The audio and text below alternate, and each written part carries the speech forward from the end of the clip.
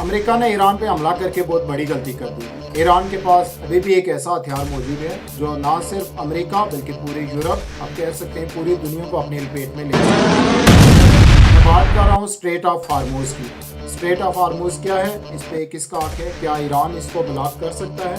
एक ऐसी स्ट्रेट जहाँ से दुनिया का 30% ऑयल एक्सपोर्ट किया जाता है और इसके साथ दुनिया की 50% जो LNG है वो भी इसी रास्ते से इंपोर्ट की जाती है।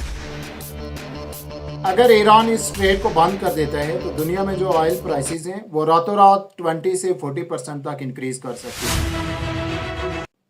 और अगर ये स्ट्रेट एक लंबे अरसे तक बंद रहती है तो जो ऑयल की प्राइसेस हैं वो 200% तक इंक्रीज कर सकती हैं। ऐसे में पूरे दुनिया के स्टॉक मार्केट और खास करके वो कंपनीज जो एनर्जी से रिलेटेड हैं वो रातों रात क्लैप्स कर सकती हैं, उन पे प्रेशर आ सकता है।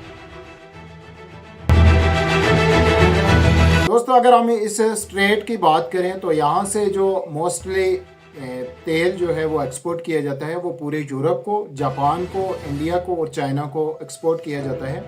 और इसके जो मेन एक्सपोर्टर हैं उसमें सऊदी अरब, इराक, UAE, कुवैत, कतर और ईरान जैसे मुल्क शामिल हैं। लेकिन एक मज़े की बात आपको बताऊं कि इस स्ट्रेट पे अभी भी जो है अमेरिकन नेवी मौजूद है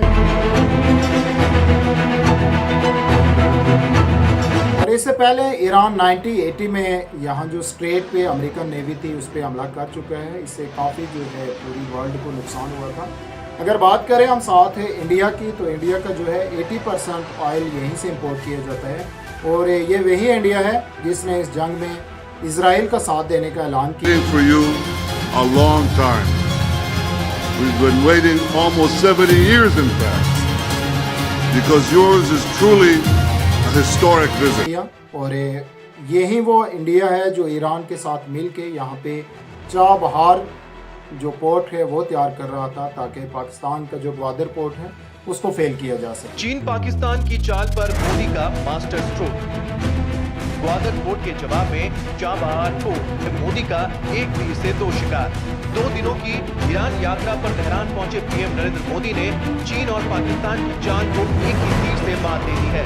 इस दौरे में भारत और ईरान के बीच चाबहार पोर्ट को विकसित करने के समझौते पर मुहर लग जाएगी। दोस्तों, साथ अगर इस ऑयल की प्राइस की हम बात करें तो यहाँ से जो डेली बेसिस पे है वो $1.8 बिलियन का ऑयल जो है डेली यहाँ से एक्सपोर्ट किया जाता है। और साथ अगर बात करें इसके हम क्वांटिटी की तो यहाँ से तकरीबन डेली से 17 से 20 मिलियन जो बैरल ऑयल है वो यहाँ से गुजरता है।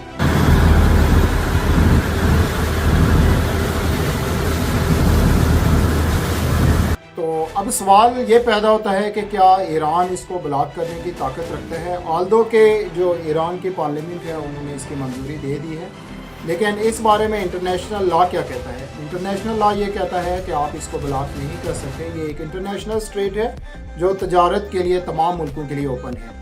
इन स्ट्रेट पे जो इंटरनेशनल लॉ मौजूद है वो है united nation convention on the law of the sea. और आपको मज़े की बात बताऊं कि ईरान जो है इसका सिग्नेटरी नहीं है। ईरान जो है इसको ब्लॉक करने की ताकत रखता है और इंटरनेशनल लॉ भी कहता है कि अगर आपके सिक्योरिटी खदशात हैं, अगर आपके मुल्क पे बनी है तो आप इसको ब्लॉक कर सकते हैं। तो क्या ईरान अगला स्टेप ये लेने जा रहा है, क्या वो स्ट्रेट ऑफ हार्मोज को बंद करेगा? अगर बंद कर देता है तो पूरी दुनिया में जो है इन्फ्लेशन रेट 50 से 80% तक इंक्रीज़ कर सकता है। तो देखते हैं ईरान का ये हथियार उसके काम आता है या नहीं, यहाँ पे अमेरिका की क्या पॉलिसी होगी।